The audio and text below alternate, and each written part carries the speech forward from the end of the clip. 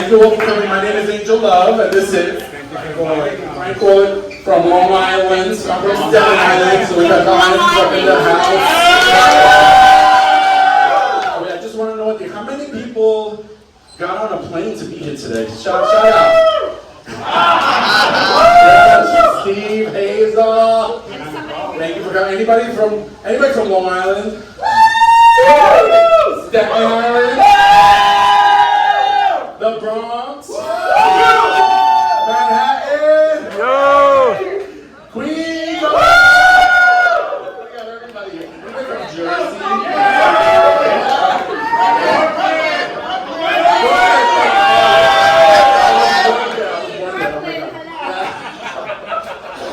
Anyway, so just wanted to give you like a little background story on how this day came together. So a couple months ago, there was a contest with Corina, and she was looking for inspiring stories, and so we submitted our entries, and she picked us, and the prize was going to be that she was going to perform for us for free, the winners for free, wherever we wanted. And I was like, I live in a little townhouse. I'm like, I can't have everybody in my house. So I was like, we're gonna get a venue.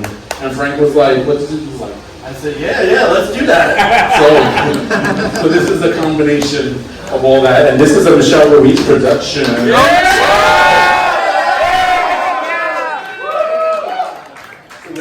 She's the co-producer. And today's a special day because Corina released her new album today. SPANGLISH. I mean, when we were putting these parts together, we didn't even know. So it was like, let's do this, So, I don't know, what else do you want to say? Thank you all for coming out. Kittens. Oh, you're welcome. Yes, welcome to all the Corina kittens in the house. So we want to introduce Sonia to come out here and say a few words, all right? Sonia!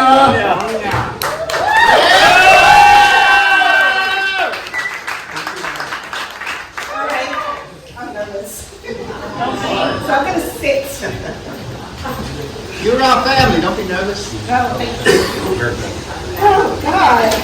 Are you still nervous? Yes, I am. Okay. Hello. Okay, so I have like a book here that I gotta read to you guys, but I'm gonna do my best, okay? So, my name is Sonia Lava. And, okay, I'm trying not to cry. Anyway, alright, excuse me, because this is really emotional for me. Woo! Sorry.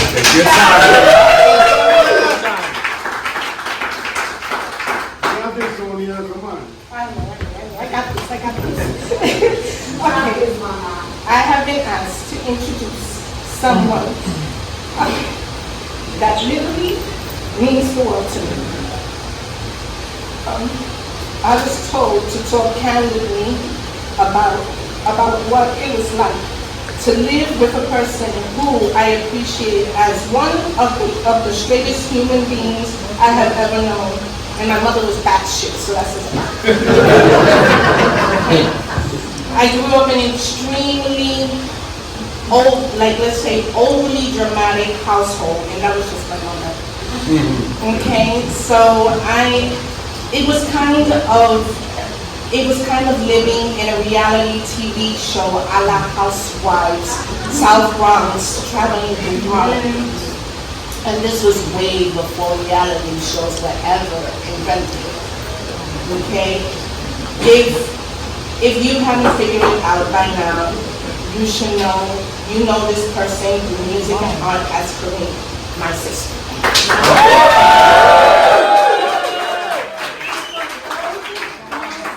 People out there that are probably thinking in their minds, yes, same parents. Moving on. I'm pretty sure that if you ever looked up the term March of the Beat of a Different Drum, you will see her face. Sorry guys, this is like a joke. I have to say this. You will see her face on it. As a child, I had lots of friends. She didn't. She spends most of her time locked in her room preparing what I thought it was like taking over the world, you know, like Pinky and the Brain. For those of you who know Pinky and the Brain. Okay. So she would live in this world, and we would play together. She would create characters and wrote many stories for us to act out so we can travel the world together through her imagination. As a kid, she performed for a small captive audience that consists of myself and my brother Joe. And I don't use captive lightly. She really made sure we sat there. She understood at a very young age that you didn't have to accept the reality we lived in because our dreams were the maps of what our lives would actually be if you let it. That was transformative for me, and it has allowed me on my challenges and in my own life, with the certainty that as long as I believe it, everything always works out in the end. In spite the hashtag that she used is not just the idea she pushed, but the life that she lives. I can't tell you that I don't know anybody else like her. She has been a source of inspiration for me, as you can see with my tears. And she truly represents what it means to never give up. I have watched her overcome insurmountable challenges that at times appear to take her out, only to watch her as she grows like a phoenix from the flames, stronger than a moment before. Spanglish represents how she felt in a world where she never fit in. As a child from second generation parents, we neither spoke English nor Spanish, but a South Bronx combination of both hindered Spanglish. She was here to inspire all of us to live our dreams. Spanglish is an album many told her that she couldn't do permanently because they couldn't do it. It is a kind of public diary that reveals the lifetime of someone who, as a little girl, composed entire songs in her head. For years, she relied on producers to help her bring her dream project to life. But in the end, they saw her vision as too lofty and unrealistic until they managed to convince her that they were right. Well, almost. Finding herself deadly ill in a hospital bed. This is emotional.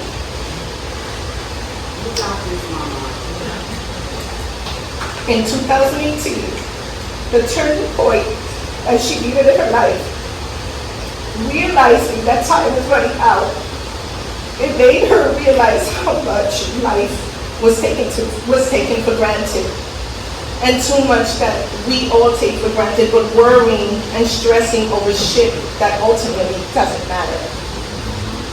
When the doctors worried about her, about all the blood transfusion that her body rejected, a deep sense of sadness and regret about her dreams she had abandoned and engulfed in her. In the moment, with nothing to lose, she decided to take a big chance at one more giant act of God, a plea for a miracle. She had always considered herself as one of God's secretaries, because you should know, without the ability to play instruments, you promised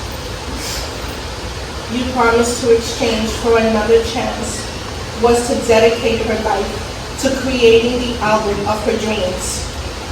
While it hasn't been easy, and he had no idea how she would even begin, we are here today to celebrate the keeping of that promise. So with great pride and love, I present to you my sister, Corina.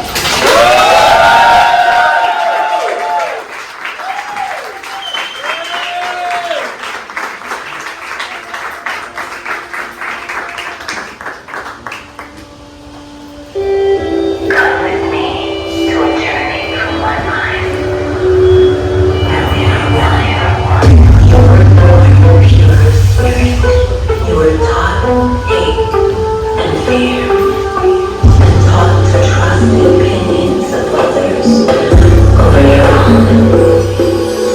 We live moves until the reality of truth and dreams and love will have come to free your mind and your spirit, because your dreams are the truth of the known what the reality could be if you let it. So come, take my hand, and I will guide you.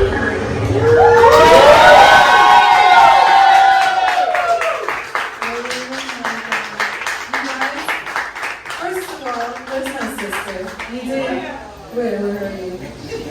That was awesome, but bitch, you made me cry. And like, I'm wearing waterproof mascara, pero si no, te da una pela. Una pela. I love you so much. Oh my God. I'm gonna try not to curse so much because my father-in-law and my mother-in-law are here. So I'm going to apologize. You know what I'm saying? Especially for me, honey. Okay? I know who I is. That's right, and all my children are in the house too. So, this is going to be a little bit different. I'm going to give you an opportunity to ask me questions if you have any. Will you marry me? You know, I would, but I kissed a shit ton of frogs before I found my prince. No, I'm not calling you a frog. Wait, truth be told, I can't even see you. I'm sure you are absolutely beautiful, baby. And so yeah, I found my prince, my best friend, the love of my life, Marcel.